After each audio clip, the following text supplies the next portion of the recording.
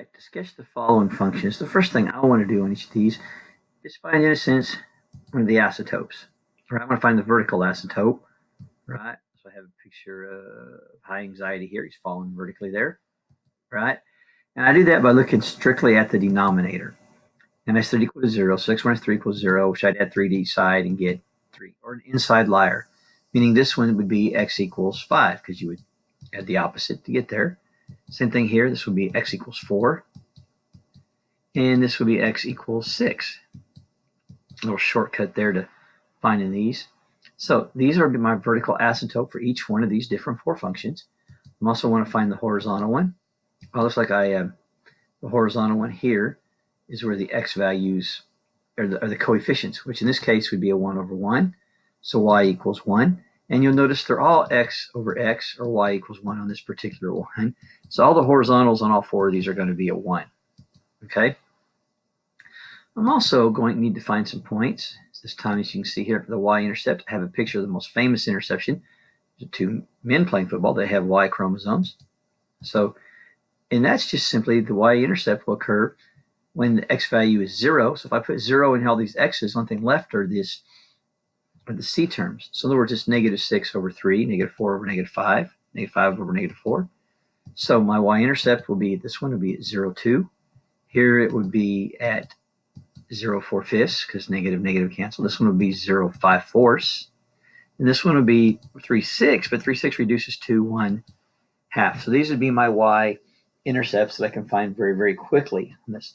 And the reason that will help me out with graphing, also, I want to find the x-intercept, which is found by just looking at the numerator, setting it equal to 0. Because if I have a 0 in the denominator, I mean, in the numerator, the whole thing's 0, because 0 divided by any number is still 0. So basically, these will be inside liars up here. So like x equals 6 is where the x-intercept will be. This one would be at 4, 0.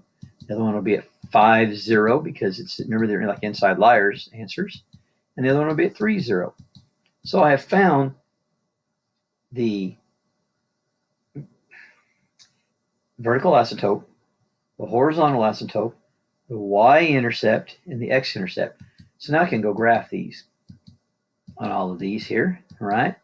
So there's put my vertical isotopes on each of these, my horizontal isotope on each of them, where all y equals 1, all right? And now then, I put 0, 2 here, and 6, I know that's going to make a graph like there. They always call it the curvy L's.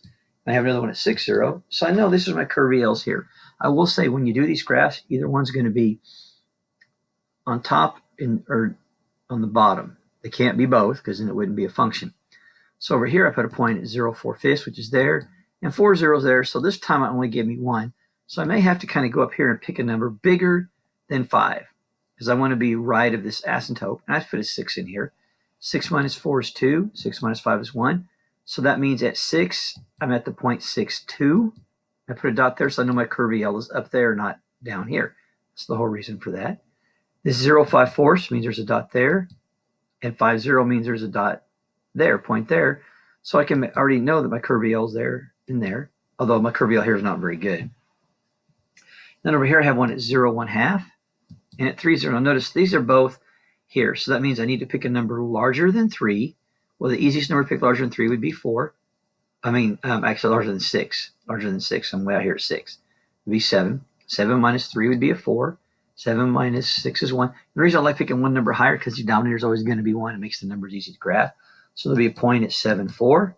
And so that means my curvy L is up here above the horizontal asymptote. And if you will notice, all these graphs, they're these particular ones, if one is above the line asymptote, but one is below, which is for the most part the way things work until you get to some other squares and stuff.